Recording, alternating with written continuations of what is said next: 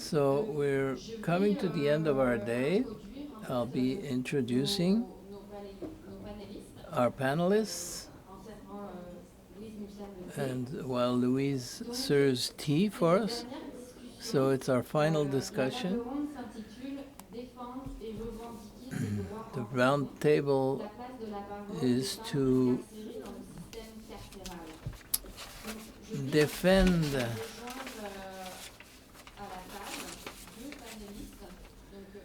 human rights in prison, the place of women's voice in correctional system.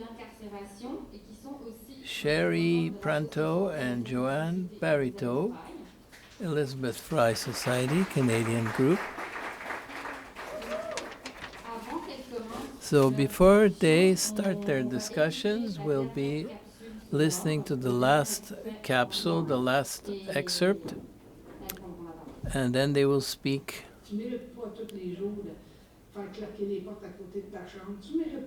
So you not every day to hear the door slamming behind you. They don't. They slam it. Every hour, cut loud, the door is slammed. And if you complain, you're in trouble. It's not just the door, and you'll be making noises with the bars in your windows. Recently, people have complained about a journalist that went there. Those people had reprisals, and that's how this happens. So you shut up, and they treat you like shit, and that really gets me. So nobody deserves to be treated this way.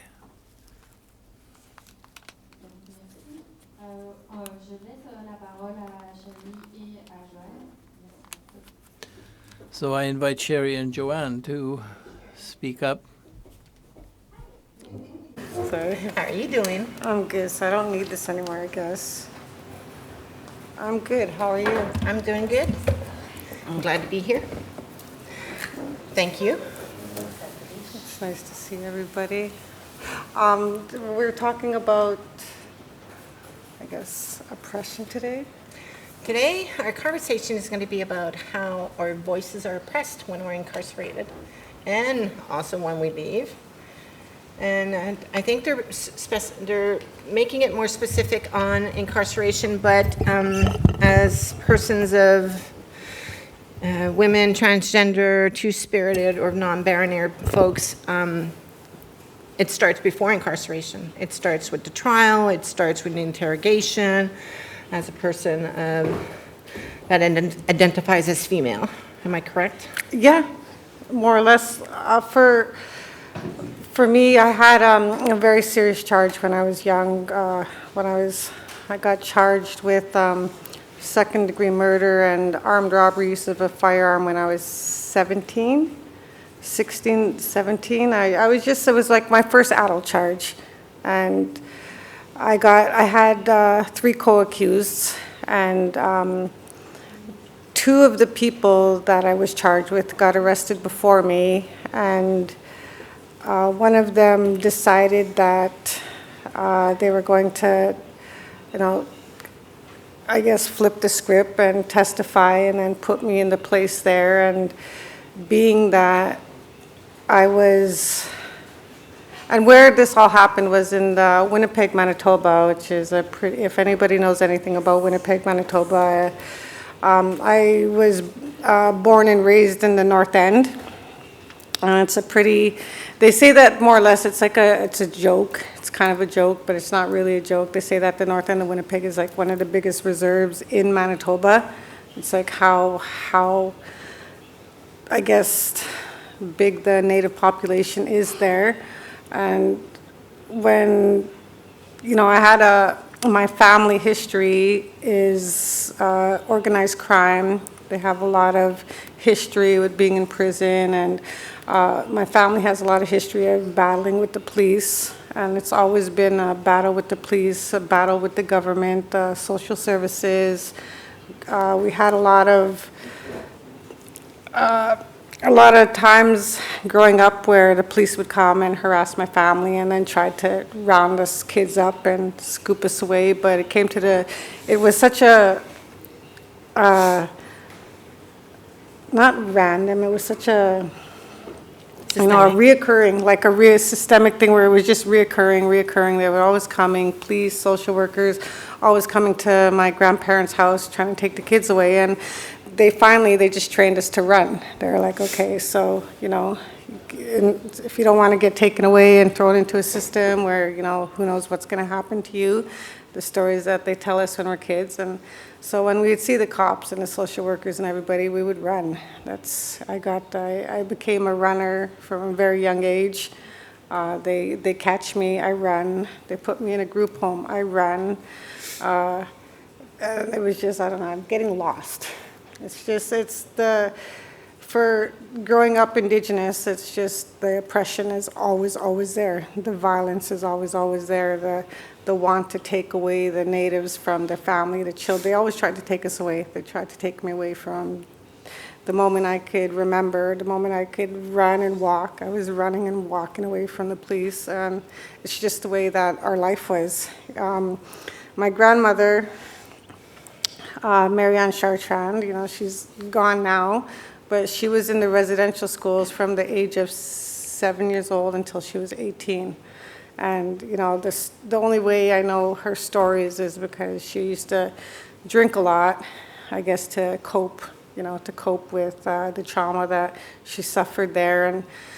And it was really hard to grow up with her because I knew she loved me, because if she didn't love me, she wouldn't have, worked so hard to take care of me and, make sure I was alive during the times that she was sober and well taken care of. Like, it was when everybody else would go home, family, aunties, uncles, and she was left home with us drinking, and she would drink and drink and drink. And she would, tell us stories about the things that happened to her. And, it would become to the point where she would get angry and she would drink some more and then she would start crying. And then I guess it would become into a blackout. And that's when, she tried to kill us. She tried to kill me numerous times. And I know she didn't mean it, but, you realize that she already raised, all my aunties, my uncles, my parents. And then if it was that bad while I was growing up, I can only imagine what, my older, generation of my family went through. So it's crazy. The oppression's always there. So all this historic trauma, it's yes, generational trauma. It's generational trauma. It brought you to where... And, I always tell people that, like, I'm a direct product of all of that. Like, I come out of all of that. I've been dealing with death and loss and tragedy since I was born. My mother went missing when I was about 1 year old, but she wasn't one of the ones that went missing for a long time. She actually was only missing for 2 days before her body was discovered, and my family had to, deal with that. And then I became an orphan because 6 months after my mother died, my father died in police custody. He was a sugar diabetic, and after my mother died, he wasn't taking care of himself. He drank himself into really bad sickness. He was insulin dependent, and he went to take his insulin, and he had a really bad reaction and went into a sugar diabetic coma. And the cops thought that he was just another drunk Indian, and they put him in the drunk tank and they left him there. They didn't take care of him, so that's where he passed. So I became an orphan at a really, really young age, and my maternal grandparents raised me, and it was hard. Like, I guess I can only imagine how hard it was, because it was really hard on me, and I was like a kid, like I was a child, and I've seen some things that children should never see, and I'm not the only one. Like, it's just, to be Indigenous, we all have, if not similar stories, pretty similar harrowing stories. A lot of us went straight from residential school into the correctional system, which I believe is it's just another form of the residential school, because the residential school was basically created it was like a penal.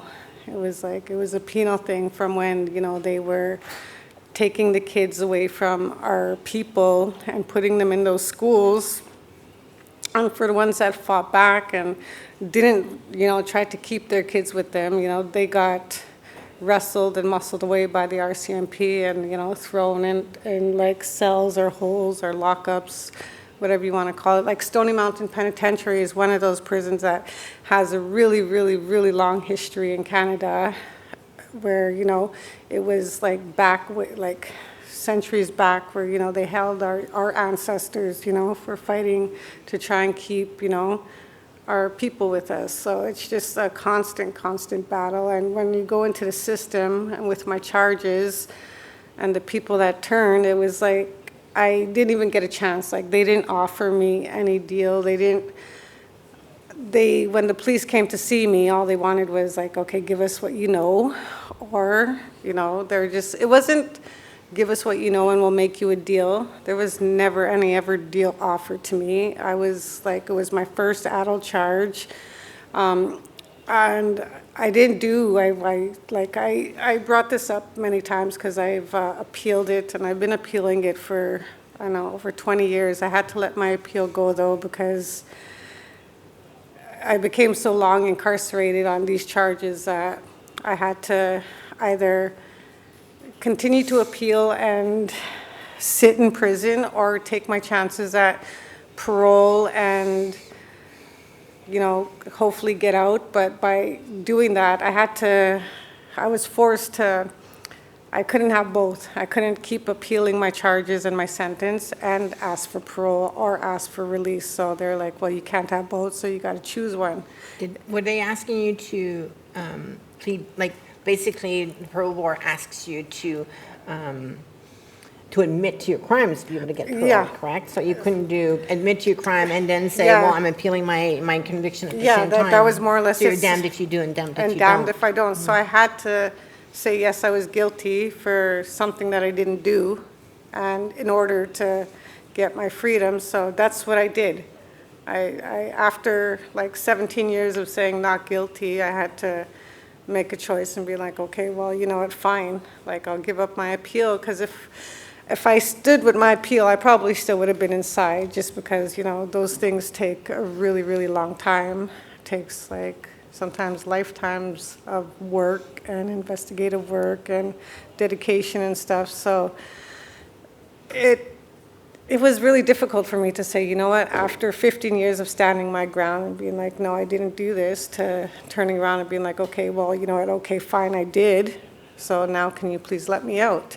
And the only reason I did that is because within corrections, people like, yeah, sure, it's there for a reason for, bad people. It's not really a place for rehabilitation.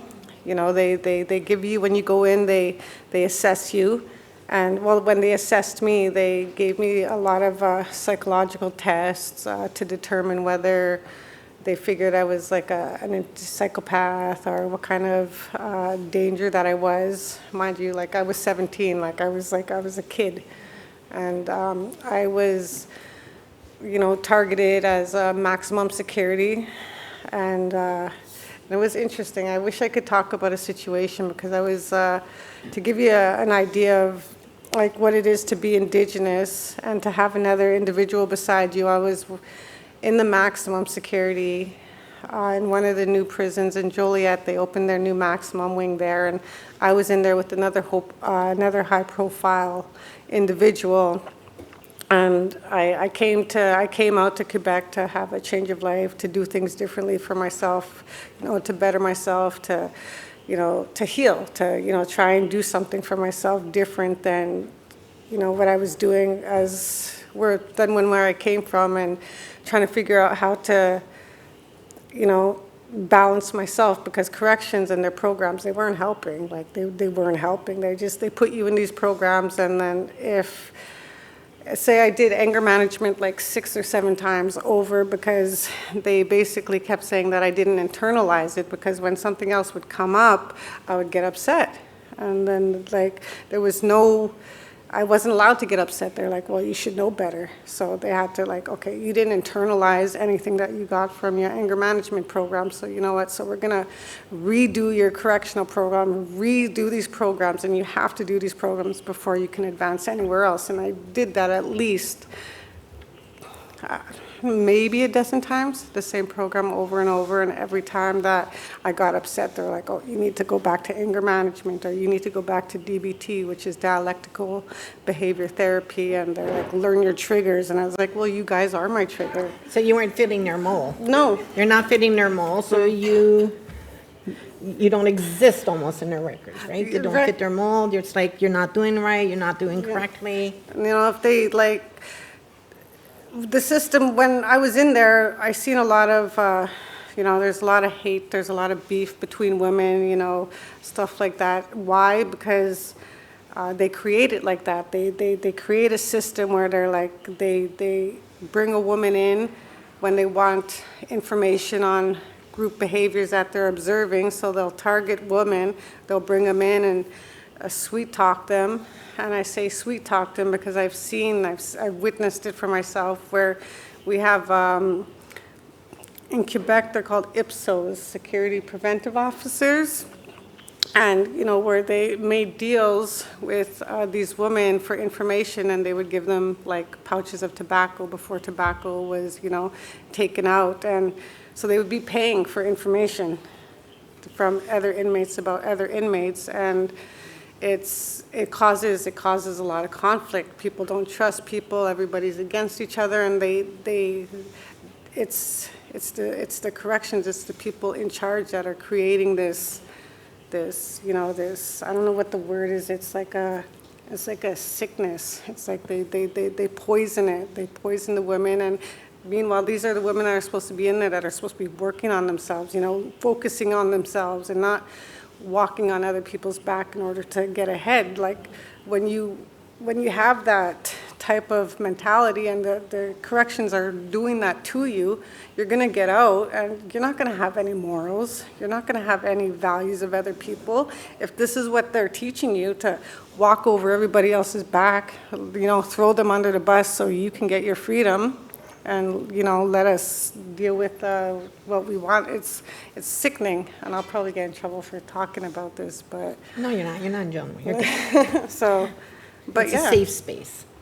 Have you ever tried to do like grievances, or, you know, try to voice your opinions and been shot down, or were you able to do that? Is incarceration a venue where you can actually do that? Voice your opinions, voice your displeasure, voice your values?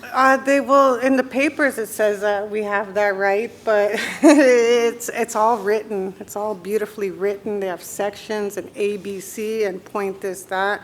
Well, we all have our rights, but like it's not the way it works inside. And, you know, everybody in this room has different personalities, just like all correctional officers, all staff, all wardens. Everybody just has their different personalities. And, you know, you see a lot of these memes online and stuff where you see like big birds standing in a line with soldiers, saying, you know, when you front enough and you have the skills and qualities to get the job, but you're not really fit to have the job. You know, it shows. I don't know how to say it, but I think that, you know, I don't know what I'm saying. I'm trying to say something, but I can't place it. I like the big bird in the line. Yeah.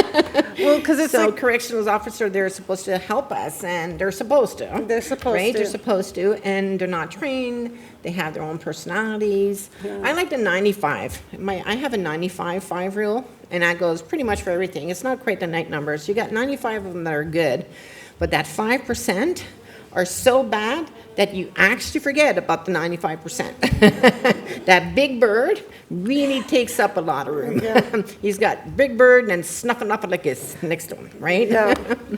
So So- it's, yeah, you have like, and you have all these people that are working, and then a lot of these, you know, I don't put a lot of the blame on like the officers as well, because there's a lot of things that the officers witness and a lot of things that the officers go through as well at the hands of people incarcerated. So it's back and forth. But when you're in a situation like you back up a wild animal into a corner and there is nowhere else for that animal to go, they're going to come forward.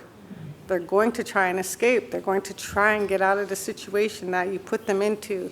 And that's how I feel incarceration is just by what I've witnessed. I've done approximately, I don't even know if it's 15, 17, or 19 years in total, but I've done a lot of my time and I've transferred throughout the country, and it's, you know, it's different places, like they say different strokes for different folks, but it's always the same. It's, you know, you have your good people, you have your decent people that, you know, do their job and do what they're supposed to do. And then, for example, like if I could give you an example, when I decided to go for parole and give up my appeal, I was really like depressed, because like I worked really hard, and a lot of people worked really hard to support me for my appeals, and, you know, not to give up. And I had lawyers working on my paperwork, and investigative people, you know, doing other interviews, just a lot of things going on. And I had to give it up, because at the point where I was in corrections, there was like nothing left for them to offer me. I did all their programs 2-3 times over. I couldn't get any ETAs or UTAs, because within the same prison system where I told you that, you know, you have the security preventative officer and case management paying inmates for information on other inmates. Well, I went to the board with over like 120 what they call protective information reports. And it's basically just information that the inmates keep giving to the guards about you. And like I had like lots of accusations for drug trafficking, for muscling, for all of these kinds of things. And I knew it was happening, because you could see the people. It's a prison, you know, you can't really sneak around too many corners. Like there's only so many blind spots. So, you know, The only time CEC believes you is if you're informing on somebody else. It's the only time you're taken for your word. It's the only time. And so what I had to do is that I used to hide in other units. I'd go hang out with either my girlfriend or my buddy in another unit when I knew the guards were doing their rounds, so that I would get caught, so that if I was caught in somebody else's unit and I had an official charge, then I couldn't be over at the fence where the other inmates said that I was collecting packages. So when I went to the parole board, and the members were like, well, why are you playing devil advocate by yourself? I was like, well, because nobody believed me.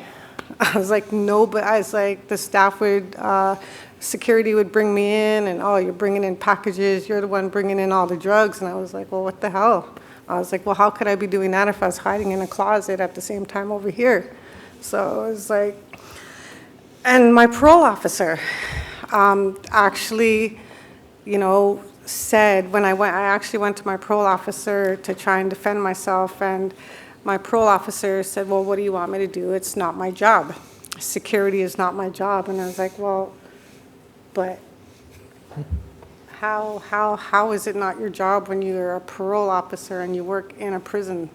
Like, am I wrong? Like, and then she said that I never ever went to her and asked, you know, for her support and help. And thank goodness for the Native elder, you know, that was in the institution at the time, and that I brought with me to meet my parole officer. And she actually called my parole officer out right in the middle of my parole hearing. She's like, oh, that's a bull-faced lie. She's like, I was with Sherry Pronto when we came to see you, and we met with you. She's like, I was there. And she's like, and you're calling her a liar in her face. So it came down to the place where, because at my parole office hearing, you can, as a Native and Aboriginal woman, we can have a Indigenous ceremony, I guess, which basically means you just take the tables out of in front of us, and we just sit with no barriers, no tables with us. And it was that type of circle. And after everything, I wasn't supported at all. Everything was against me. My parole officer got caught lying. She got confronted. The victim of my crimes were at my parole hearing too, and I was grateful for, because I actually got to speak to them for the first time in like 17 years, 15 to 17 years. Like, I just knew that they were there. I just knew that they never wanted me to get out. And I knew that they blamed me a lot for, you know, the things that happened. And it was a great time, because I was able to explained to them why I did the things that I did and the decision that I made not to testify. And, I just sat quiet through it. And, I explained that all to them. And, what I said to them, I obviously is between me and them. And I'm grateful that they listened because, they, at the end of the day, they ended up wishing me well and, not hating me anymore and, not carrying that hate in their hearts. And so I was really grateful for that. And the parole board actually ended up letting me out. They actually granted me my parole after it, even though it was like the craziest hearing ever. And it was interesting because I've never heard, I don't know if anybody else that has ever known anybody in prison or that had the opportunity to pass the parole board, but all the parole board members got up and they hugged me, and I was like, woohoo, I thought it was just a normal thing. I thought, I was like, wow, these people are nice. I was like, I don't know why everybody's against the National Parole Board when they get up and hug people. But apparently that's not what they do. No. They don't hug. No, actually, they're hardly in person now, in front of a big screen.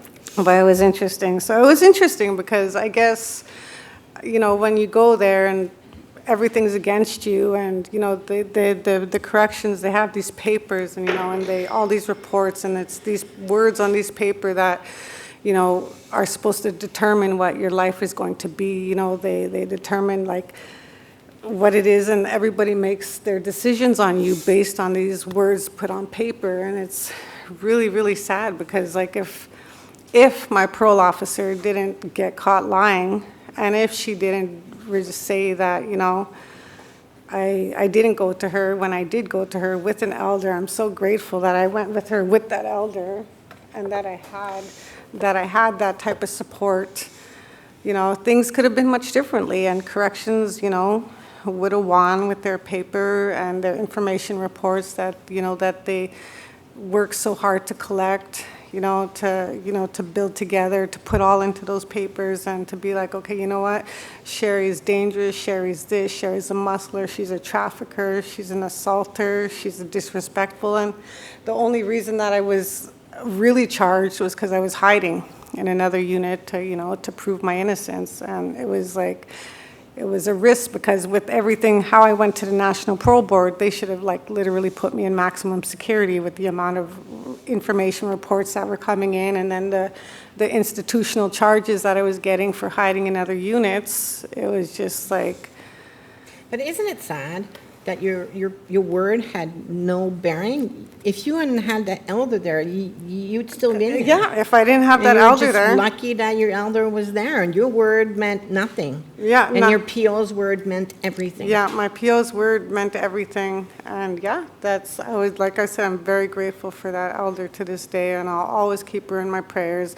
And I'll always keep that parole officer in my prayers too, because, I believe that when people do bad things, malicious things to other people, you can't walk and be happy in your life, You can't. That's karma. That's, you put that type of energy out there, that malicious energy to people that don't even have, that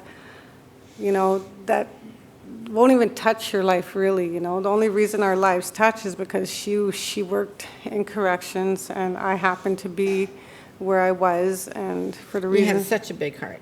I swear to God, I still really hate my PO. I thought about that, but after, I've come a long way. When I was a kid, I was very, very, very angry, and I was very hateful. And, I did believe that, prison saved my life, because if it wasn't prison, I probably would have been dead, or, a lot of other people would have been hurt, because I was just, Can I ask you a question on that? Because I hear a lot of folks saying prison saved my life. So is it actually prison that saved your life? Or is it that taking you out of a bad situation, giving you a break, and letting you work on yourself? If you would have had that opportunity of doing that without being set into a maximum security isolation area, would that have done the exact same thing even faster than incarcerating you?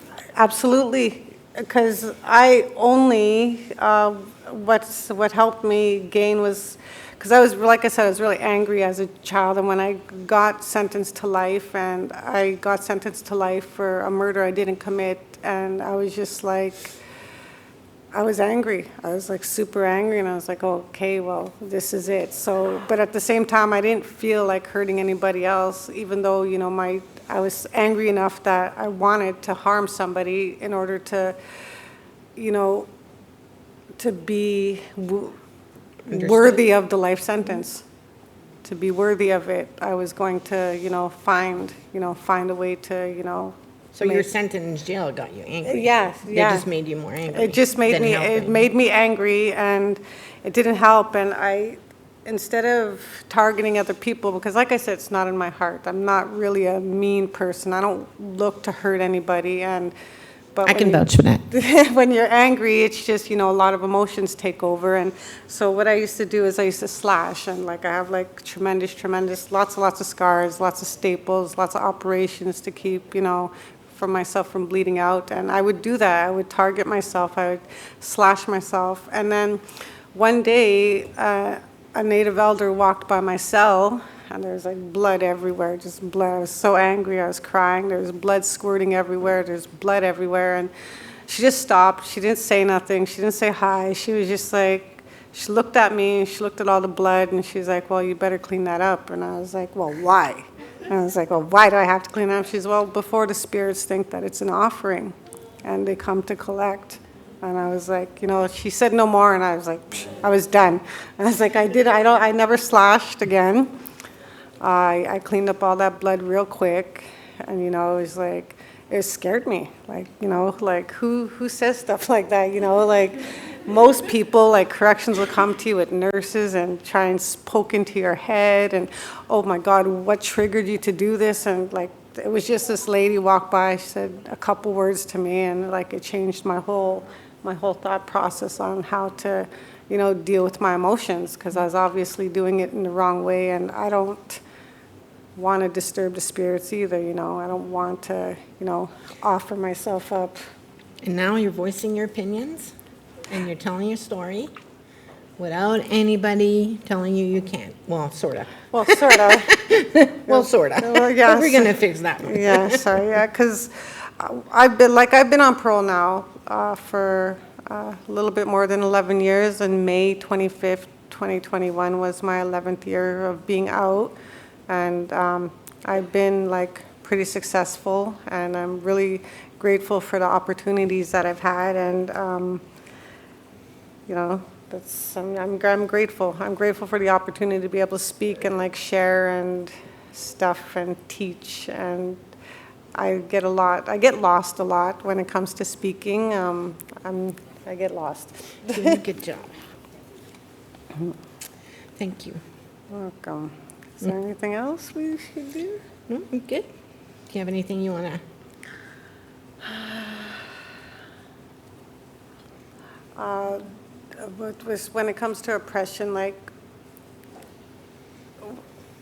because as a lifer, because I'm a sentence vie, and it's, I guess for manslaughter, you don't really hear about the life sentences for manslaughter, but I got sentenced under what you call the worst crime, worst offender clause, and which kind of gives them leeway to give you a life sentence for manslaughter. And it's... Do you think if you hadn't been Indigenous and a woman, you would have gotten the same sentence? Oh, absolutely not.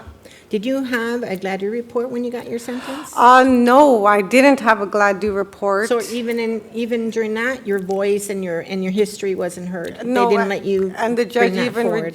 the judge rejected it, because when it came to like the trial and sentencing, it was brought up that I was Indigenous and that I should have had a glad-do report and stuff, and the judge rejected to hear any of my past history and take it into consideration in my sentencing and stuff. So your voice was squashed during sentencing, incarceration, and even now, you've been told that, I'm not going to by who, but we know who, that you needed to advised your office, your PO office, that you needed to speak and they needed to approve, or you could have been charged, and they're trying to take away your freedom of expression at the same time? Yes, as a matter of Even fact. after 11 years of being Yeah, out of even incarceration? after 11 years, like, because I've been talking about my life story on many different platforms for the last 11 years, and my story has been put in a museum, even up in Joliet, and by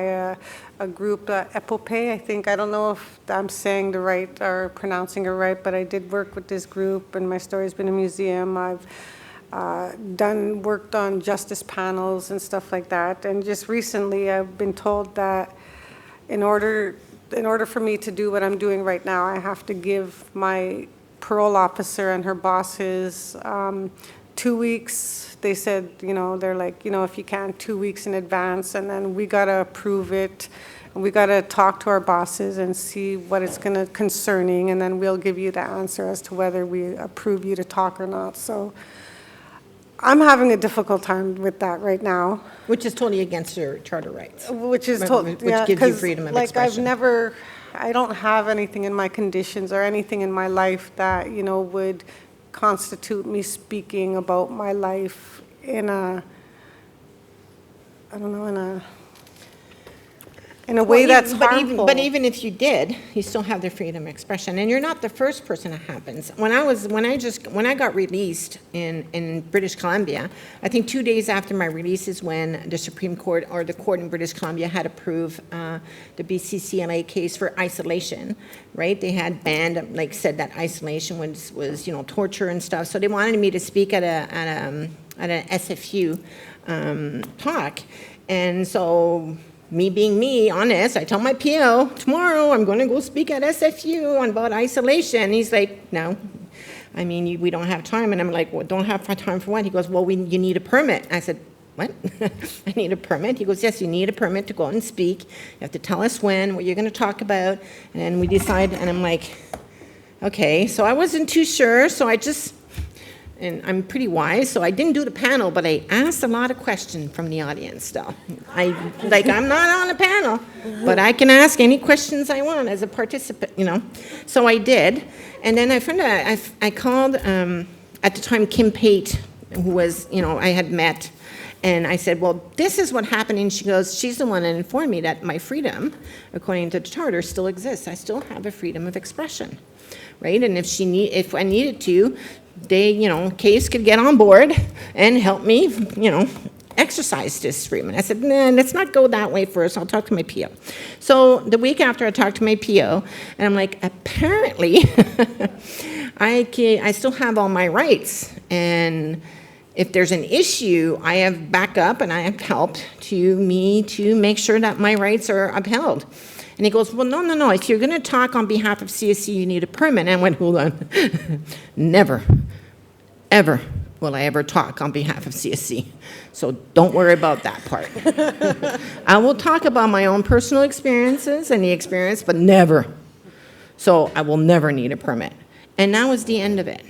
But if I didn't know my rights, if I didn't know connection, if I wasn't me with the big mouth and I'm pushing forward and I know my rights, I would not have done that. I would have been scared. I wouldn't have voiced my opinions. And so, we are put down incarcerated. We're put down after incarcerated, and we're put down before incarceration. Because during my trial, I pleaded self-defense for killing my rapist and the person that was trying to kill me. And I wasn't allowed to mention the fact that he was trying to rape me. Throughout my whole trial, it was altercation, not a rape attempt. Nothing like that. I wasn't allowed to voice the fact that I had previously been raped at the age of 5, and that would put my mental state in this is not going to happen to me, and that's why I was fighting, that's why I didn't let it happen. Wasn't allowed to voice that opinion at all either, So throughout my trial, my voice was put down also. And then during incarceration, nope, you've been sentenced to murder in the 2nd degree. Wasn't self-defense. You can't mention it was self-defense. So every time I would try to explain what happened, I wasn't allowed to say it because, no, that's not what happened.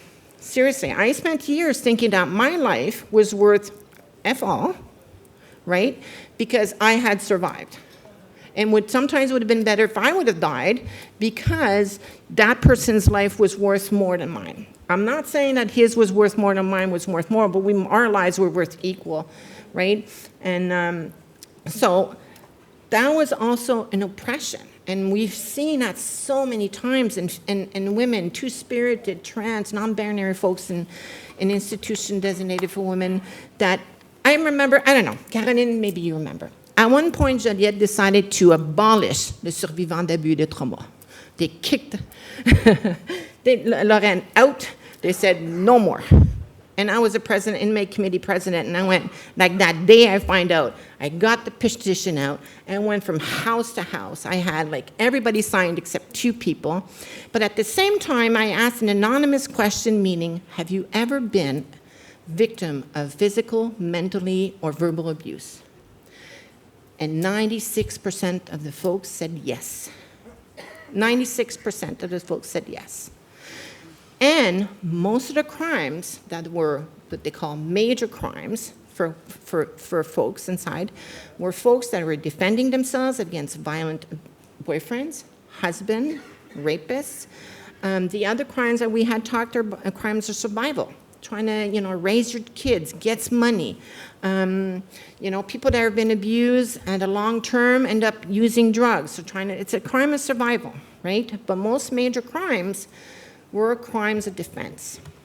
And folks inside either need to are pleading out because they're scared and they don't know what the system is like, because most of folks inside that deal with violent crimes is their first time. They're not people that, it's usually first timers, so they don't know the system, right? So they try to plead out, or they don't. They're not represented properly. They don't know what to do. I know that I was a citoyen before, and then I became a murderer after. I had never dealt with the system. And I screwed myself, I have to admit. When my lawyer said, don't say a word, and these 2 investigators were talking to me, I should have not said a word. But, I didn't help myself. But folks that deal with the system, that consider themselves as female, that protect themselves, and Indigenous folks end up in the system. They end up in the system compared to white males. And I'm saying white males, and I use I use Bucci as an example, I'm sorry, but you know what? I couldn't believe that a white male that kills an Indigenous man outright, unarmed, could actually get away with it, right? Or that taxi driver that rapes a woman that's unconscious can say, oh, I was drunk, and the judge actually accepts it. Yes, it's turned, but the first thing that happened is that's what happens. Our voices are not heard. We're in 2021, and our voices are not heard, are not believed, are not taken seriously, and are ridiculed at some point. And this happens in incarceration tenfold. What you see and what we hear on the outside happens tenfold inside, right? So I have this problem with this word, it's infantilized. Women are infantilized in jail. We're supposed to be good girls, as if we weren't good in the first place. We have to become good girls. I remember one of the POs measuring her skirts, remember? When they said, like, your skirt's too low. I'm like, what? Our skirt too low. We can't wear tank tops. Oh, bikinis, only on the side, no bikinis. Why? Because there's male guards. I said, they don't go to beaches? What, la beach à Joliette n'est pas assez bonne pour... C'est comme, oublie ça, il n'y a pas de beach à Joliette. It's infantilizing women and two-spirited. And now we're seeing it with transgenders in incarceration. There are being, like seriously, I'm not going to get into that detail. We don't have time. But now it's happening. And that's squashing the voice of the people. I spent 3 years in inmate committee. They managed to get me out by lying. I was trying to protect the co-inmate, and it's just words. I said, if you don't get this person out, she's going to get hurt. Because we've been trying to avoid this fight in this house, right? So I go to work, and then they said, you've been suspended. I'm like, why? For inciting violence. I said, what do you mean? They said, And I read the report, and it says, I said, if you don't get this person out, we're going to hurt her. So they wanted to get me out of the prison and inmate committee for like 3 years, because I'm me. I don't take BS, and I didn't take BS then. I'd hear, détenu Baudouin à l'accueil. I'd be the first one out the door, running in front, going, c'est pas Baudouin, c'est Nathalie. Right? I'd be like, respect. I'd be the first one out the door, and that sort of hardened me, but that's who I am, right? So they're trying, and then they did it by lying, literally lying. I won my court because I got a major, and I won it, but it was too late. I was out. And they managed to get out. And I eventually got out.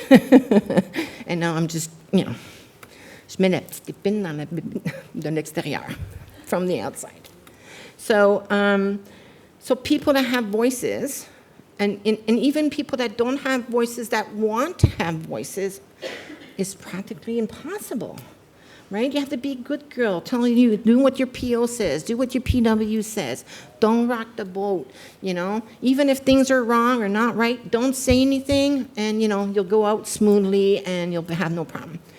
And this is what they expect of us all the time. And if you're not in that cute little mold, if you're a square peg and you don't fit in that round hole, then you're not going anywhere. And I find that very sad. And the reasons why I do it, and I don't want to talk to you, but the reasons why I do these conferences, and I'm very vocal. I've been vocal since, I've been vocal since the day I got out of Max, right, 2012, and then I actually had to transfer to British Columbia to be able to get out, because my PO did not like me as much as I didn't like her, and she was not letting me out. Like, seriously, she's like, oh, you're going to have to do day parole for a year, and that's going to be in 2 years, and then, ETAs for a year, and then UTAs for a year. And my end date was 2020, and by 2021, I'd still be in Joliette. She's like, I'm like, I'd figured, being a pain in the ass like I am, they'd want me out.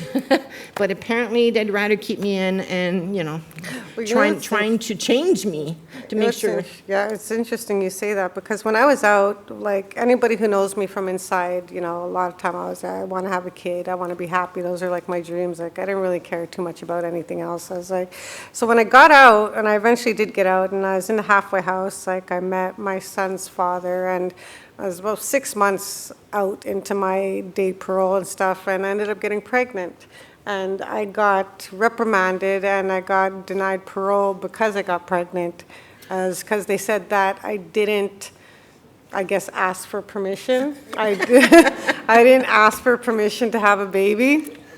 And I was supposed to get out of the halfway house, and so they revoked me for an extra 6 months. And they were like, oh, well, since you went and got pregnant without telling us you were going to get pregnant, we're going to, keep you for another 6 months, and which was fine. I didn't really care. I was having my baby. I was having my dream, and it didn't really bother me that, that they kept me in for another, like... No, but it's almost a control over your body. You think you're in Texas. Oops. But yeah, it's funny. It's just every step, everything is always a fight. It's always something new. Trying to go visit home has been like an 11-year battle. To go home to Winnipeg and visit my family is a big no-no. And the only time I am allowed to go is when tragedy strikes or when somebody dies. And that's been a couple times in the last few months, unfortunately. But yeah, it's one of the biggest fights that I've been having for 11 years, and hopefully we can try and sort it out soon, whereas like I could at least go home and visit my family on to have a barbecue, celebrate a birthday or an anniversary versus a death or a tragedy. So that's one of my biggest battles, because I'm not allowed to go back home, and I've been, I say, barred from the city, and I'm not even sure why or how that's even possible, because like I said, this charge that I have was my first adult charge. I've never had any other adult charge before this, and the levels of, that they're keeping me away from home. I when I got released to Montreal, like I had no choice but to come out here because I wasn't allowed to go home. So I was like, you know what, I'll make the best of it. Like I've been doing really, really well though for 11 years, but it's been a really, really hard journey because I've been out here alone. I don't have no family support, and I was very fortunate, to make good relationships with good people, and I've, built friendships along the way, and, I've ended up building my own family along the way too, and I'm very grateful for everything that I do have. It's just, but it's lonely. I'm very, very sad to be out here, where my son can't know his family or get to raise with his cousins, visit his aunties or anything like that. It's just, he sees them in pictures on Facebook, and, if I do a video call here and there, but it's not the same. Like I miss my sisters, I miss my brothers. I've lost one brother already, almost another one, and 2 nieces in the last 3 months, and it's, I don't know, I don't think I could even go back right now for a funeral because it's too much. Like it's, to see my family in such devastating times is, weighs on my soul. It hurts my soul, and it's, I don't know. You're surrounded by love. But I am surrounded by love at the same time, so it's like it's a constant battle. It's an emotional battle. I talk with myself daily because after like 17 years incarceration, and then growing up the way that I grew up with violence and, alcoholism and abuse and stuff, it's just, like I still haven't had any, like corrections finally offered me psychological counseling through corrections because of all the tragedy that, I'm suffering in my family, and like that's like 11 years in the making, and they're finally, which I'm grateful for too, but I'm very wary of corrections and their doctors that they hire and stuff, and I accepted it, but I'm also very scared to talk to anybody corrections because all they've ever done for me was, put those words in those papers, and it's these doctors that are very, their word is like, there's nothing above their word when it comes to, their diagnosis to you on paper, whether it's antisocial, whether it's dangerous, whether it's notorious, violent, it's just, so yeah, I need that, like, yeah. We're trying to get you private help. Like I need the help, but I'm very scared the help to take it from corrections just because, I'm, what I might say, might go against me, and then, there goes my freedom and my, my relationship with my son. So it's hard. It's hard to, Do you want to take questions? Sure. Are you up to that? If anybody even Cool, has if there's any questions. questions. I think like how much time, combien de temps, Anceline? On a 20 minutes de questions avec le public, on est vraiment Okay. ouvert. Are you Okay, good? yeah. You take good? I would like to bring up 3 points, okay? Because I listened to Oui, oui. Faut que ça se traduise, ça, genre. Okay, well, I have. Okay, I have 3 points. I listened to you, and it made like 11 years that you said that you were out. Yeah. And in 11 years, I just can't imagine, because when I was in Joliet, it was the same mentality, okay? I don't know how to say it in English, but mon intervenant de première ligne, Primary work there? instead of saying screws, but intervenant de première ligne, they were taking bets if she was gonna stab me or not, okay? Because we were an antagonist, and they've put me and Max for 8 months, and right beside where she was, the other girl. Okay? And I was passing, like, in the rotonde, you know where the... Anyways, the bubble. I was passing, and she was, like, saying all kinds of things to me, but I was the one in trouble all the time because I just didn't want to react, and they kept me there for 8 months. But I was the one, like, so it didn't change. They say that it's tolérance zéro, intimidation. Mm-hmm. But that's not fucking true. Because First of all, when we're in Max, we're not allowed to have good bras. We're not allowed to have Don't get me started on the bra razors. situation. We're not allowed to have anything. We have to do our les sourcils with a CD or something like that. You know, it didn't change. So, and I'm pretty sure in 10 years it won't change. And I wanted to bring another point, Joanne, and you're gonna laugh at that one, because when my father died and I asked for the 2 visits, and I stood up for myself and I said, like, no, it's not, bring me the fucking book where it's written, you know? And they turned around and they looked at me and they say, un autre deuxième Joanne Barito. I am so flattered.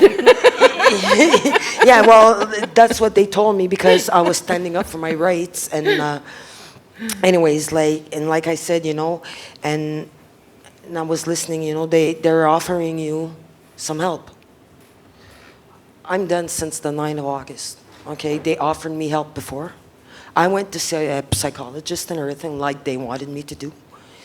And that damn psychologist, I was talking to her and she was turning around and she was telling everything to my PO. So just be careful, just go in private, you know, like, because what they're giving you, there's a price. And that price, it's your liberty. Me, okay, it was a number.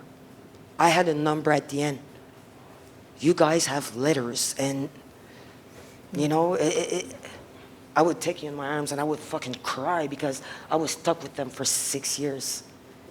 6 fucking long years. And you girls just, wow. You need girls like us. You need the society to talk for you girls because you're not allowed to talk. And it's the only thing that we're supposed to have, like, it's the rights to say what's going on behind those fucking walls. And if you talk, you'll be like... I'm talking. Yeah, I know. Well, nobody can't shut stopped up. you. Nobody was able to stop you. But, you know, it's just sad. Yeah, It's it just sad because when you were saying that we go like in those programs, okay? Well, you have to talk about your délit. You're the only one that was there. You're the only one that knows the fucking truth. But when you say it, no, it's not written like that on the damn papers. You have to say what a guy that never seen you, the damn judges and the avocat de la couronne, or, but you have to say like what. Il faut que tu dises qu'est-ce que les autres disent. To put on that point, I was in my crime at one point towards the end. I was on my back and I was being strangled, and I was losing consciousness. So in my mind, he's killing me. I'm dying. And during one of my programs, I was told, well, how do you know that's what he wanted to do? Like, you don't know what he was thinking. Yeah. Like, literally, I'm not going to tell you who his name was, but this is what he told me. He says, because in your program, you're not supposed to try to figure out what people are thinking. You should be asking them, and that's what the programs are about. You know, you're not a mind reader. And I couldn't answer anything because I was in program. But I got home and I started crying, going, I am being strangled, and my program officer says, you don't know that's what he was trying to do. Oh, that and that sounds was like the day why I said, I'm just going to shut up. I'm going to write down what I need to write down, and I'm getting my ass out of there. And after I finished that program, that's when I put in my transfer for British Columbia. Well, I said, I will never do anything worthy in here. I need to get my ass out. And ask Sœur Marguerite how stubborn I was. I used to say, I don't care. I could stay here for the rest of my life, but I will be a thorn in her side. I changed my mind. I was very nice in British Columbia, and I got out, and now I'm not so nice anymore. But anyways, the last drawing that I made in Joliet, and I still have it, it's a hand with a key in it, and it's written 2 + 2 = 5. Because everyone's going to say, no, it equals 4.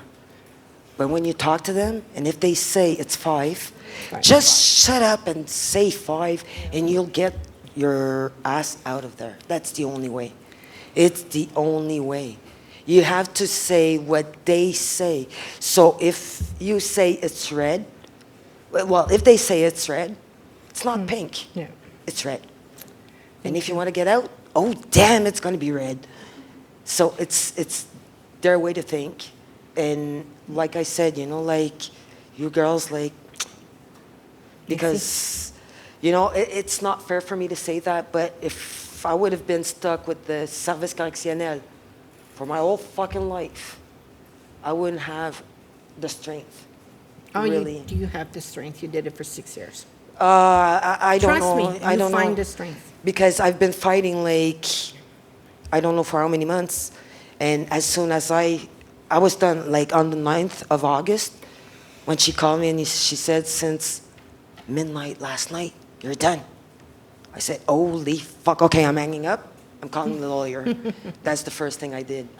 But anyways, you know, like, Thank you, Karen. love you girls, and And I just support wanted to for all mention that. oppression.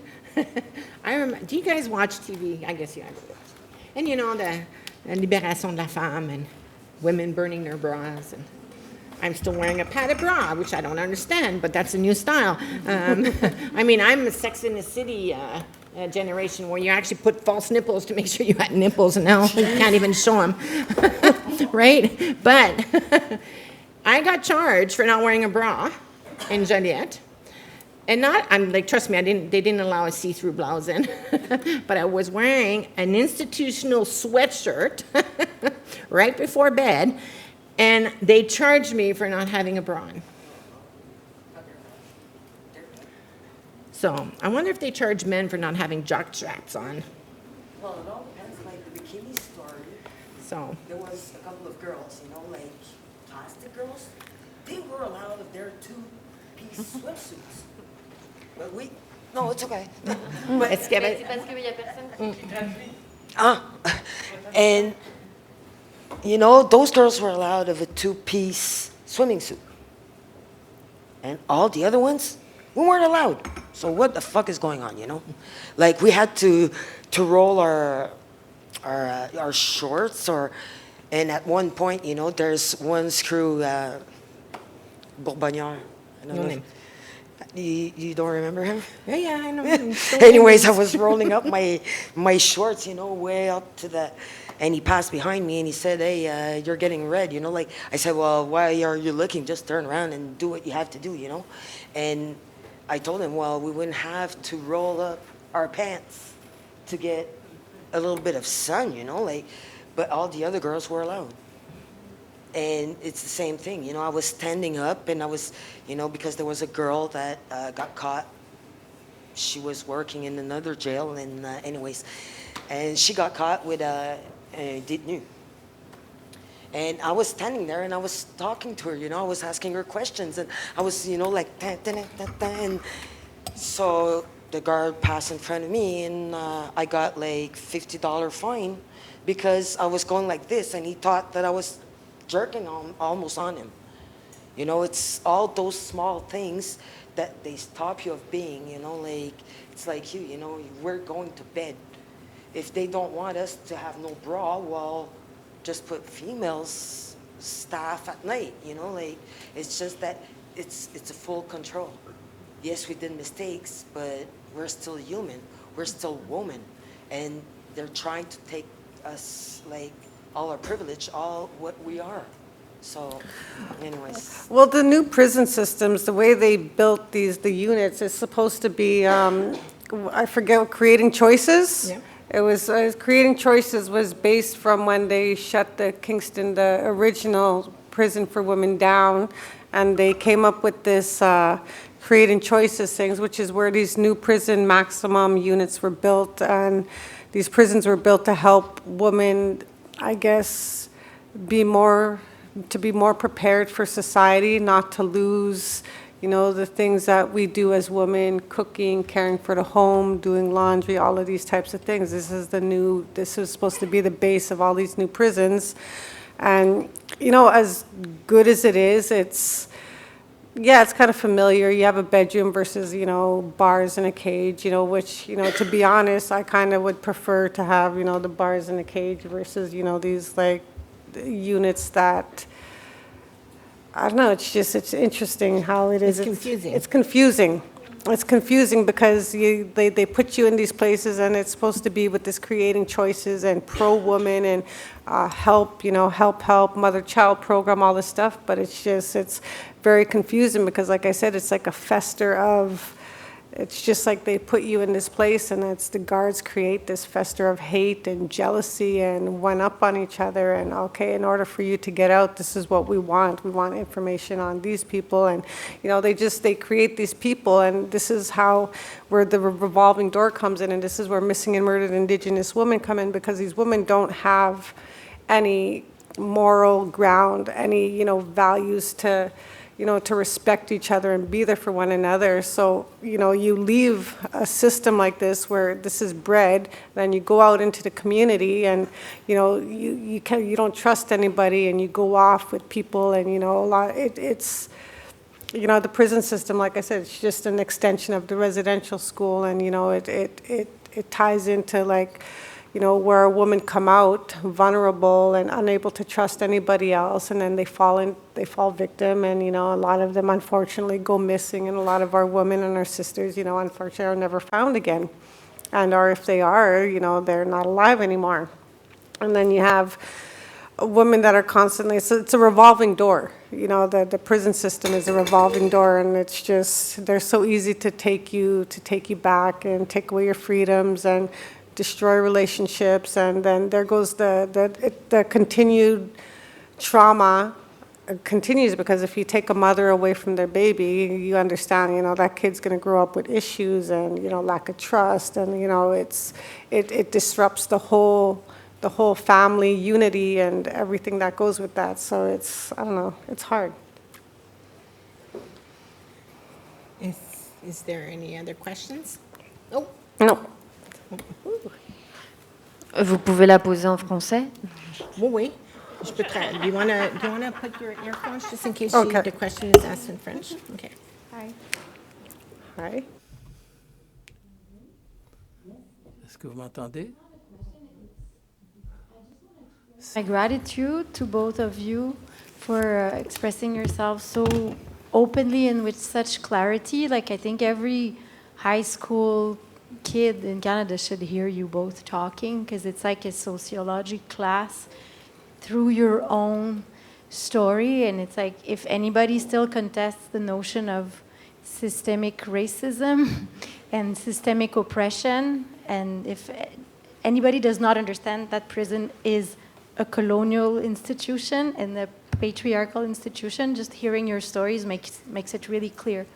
So thank you. I was really, really moved by what you had to say, and I think everybody should hear your stories. So Thank you so much. And I just want to make it clear, in Quebec, there's no systemic racism.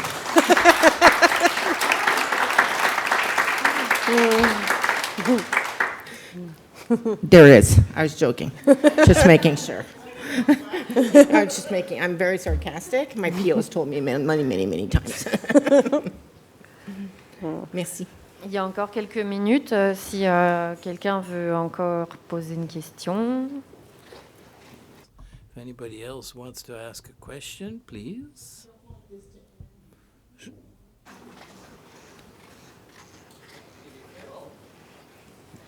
Thank you also. I have a question regarding the, I guess, inmate committees. I find the story that you told is really enlightening. And so people on the outside think that those committees are the way, you know, that the voices can make their way to those ears that can make a difference. So I just maybe want to hear more about what that experience is like. I understand that it was shitty. No, it wasn't shitty. Okay, No, so to be honest, that's why I think I the want to way hear it more ended was shitty, the way- about that Yeah. and what spaces are possible. And then the other thing I want to say, and I think it's, you know, both for you and Sherry, but what really strikes me is the amount of learning that you both have made. It's like phenomenal how you have learned how the system works. I mean, that is phenomenal. And And that needs to be shared, you know. And I'm not saying that every woman needs to learn how to, you know, when to shut up and all of that, because that's the problem, right? But I just want to acknowledge that, you know, to understand all of that system. I just find that's really powerful. Thank you. Well, I think it's choice. You have the choice to voice your opinion, you have the choice to not to, and it's to respect the choices. I used to think that people that didn't voice their concerns or were scared to do so, I wouldn't say I was angry about that, but I couldn't understand how a person cannot fight for their rights and keep being oppressed, right? I couldn't understand that.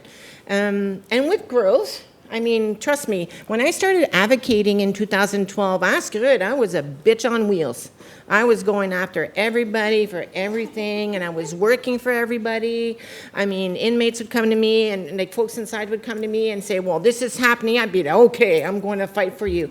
And that really hurt me also, right? Because you also have to understand that people have to learn to fight for themselves, and then if they're not willing to do it for themselves, there's a reasoning behind it, and then, right, you can't do it for other folks. And I had never advocated in my entire life. So, and as you can all see, probably, je suis pas barré à 40, so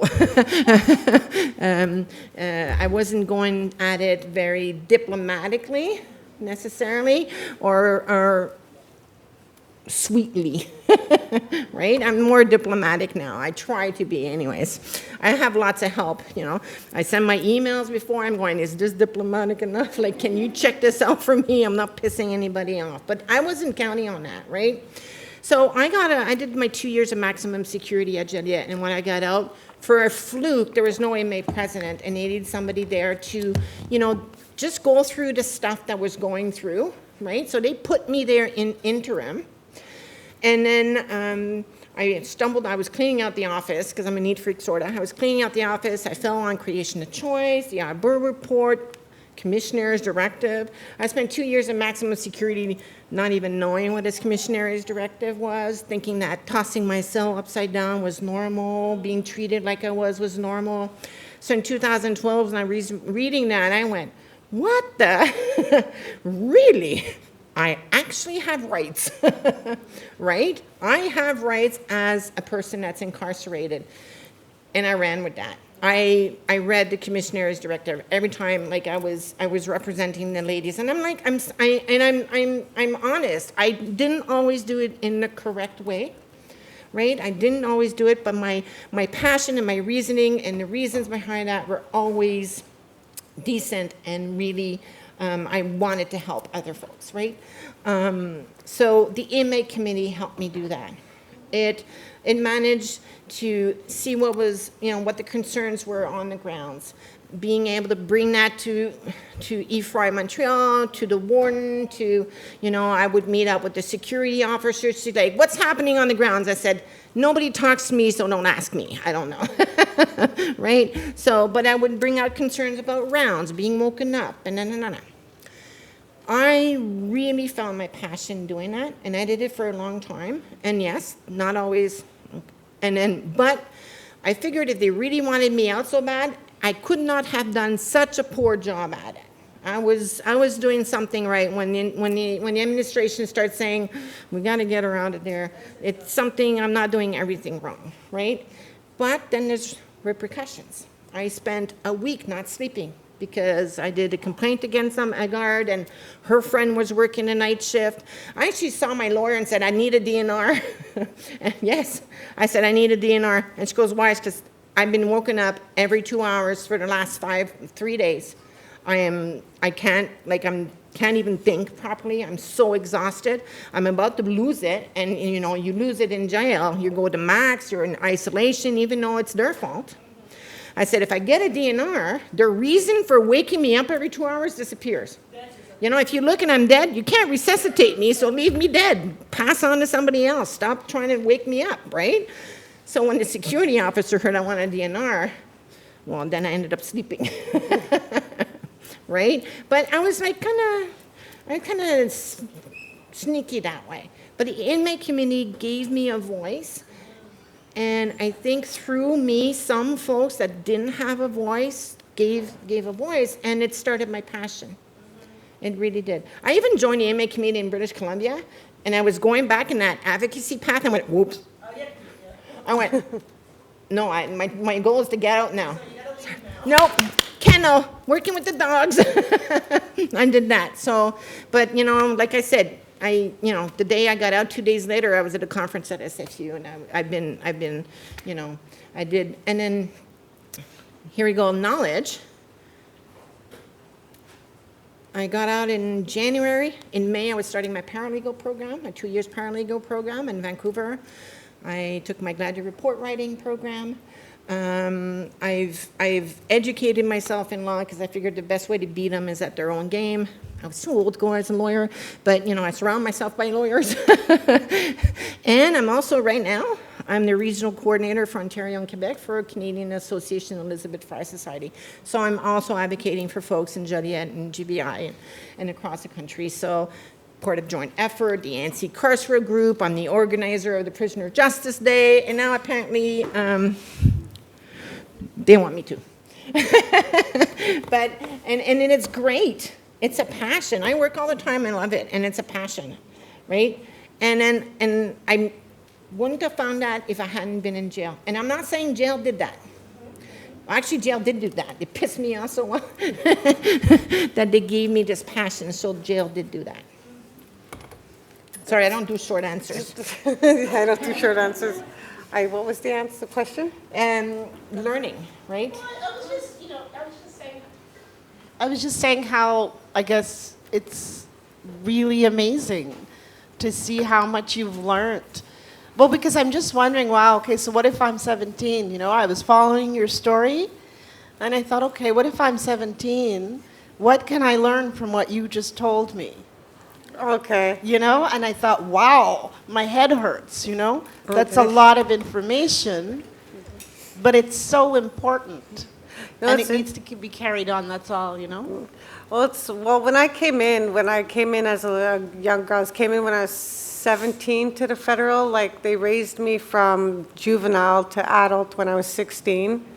And I got my first federal sentence when I was 17. And I had, like I said, I grew up in organized crime. I grew up street gangs and stuff. So I knew people, men in other prisons and stuff. And when they learned that I was in federal prison, they started writing me letters because I was like, I was small, I was a little girl. Everybody liked me. They knew my family, and they all advised me. They're like, okay, now that you're in the pen, they're like, write everything. They're like, if you have a question, write it on a request. Put everything and keep all your copies.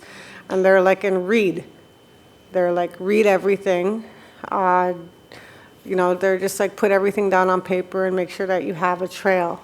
And so that's, I guess, one of the biggest advices I could ever give to anybody is just like read. Like you have plenty of time, more or less 24 hours, just to read and find out information. And I was like, it took me a while to get there because, I was angry for the first 7 years. When you were 17. Yeah, and I was a kid, and I was a snotty little brat, and I was angry, and I caused a lot of trouble. I caused a lot of havoc. I made rumbles, and I just didn't tolerate stuff. So it took me at least a good decade before I realized that, okay, instead of fighting and screaming and giving these guys a real big headache, I was like, I'll learn and I'll meet them halfway and see my way out.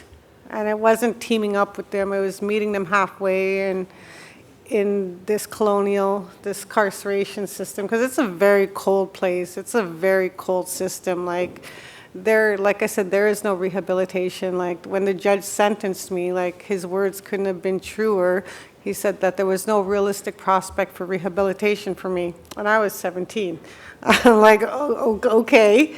I was like, but it was whatever they had in their papers, that's what they went with. Whatever the psychologist wrote, everything, they're like, okay, you're a piece of garbage. We're going to throw you away, and we're going to lock you up and throw away the key. And I was like, well, thanks.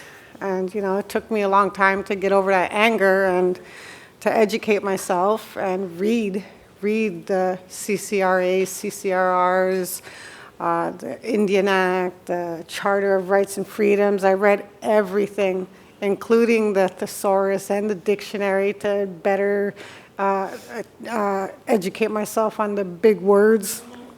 So I did that, and yeah, and I got myself out.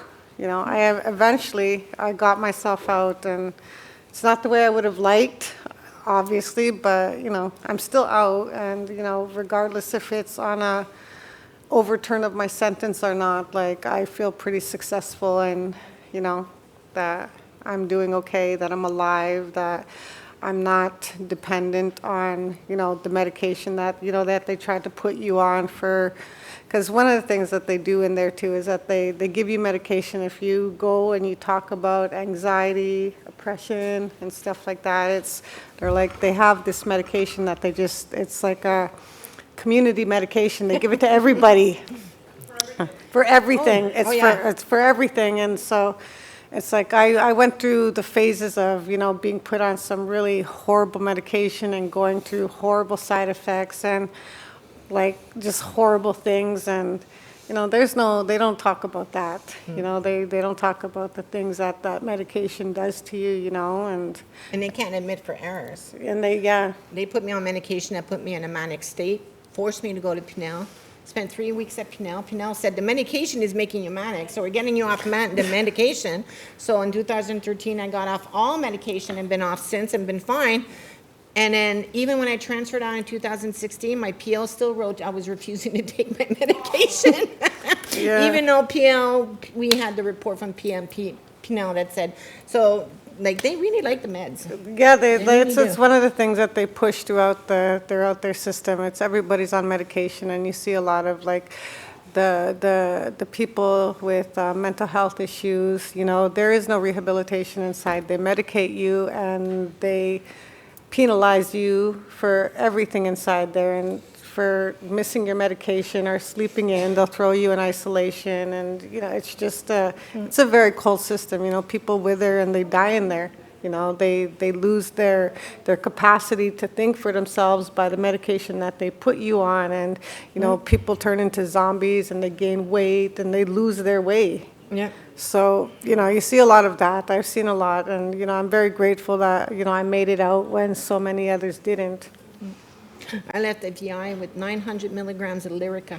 Anybody that knows medication, when I went to renew my prescription at the pharmacist, the pharmacist said, what? I said, yeah, I'm 900 milligrams of Lyrica. I had the prescription. He goes, I've never seen that. And in Quebec, you can't even go higher than 600.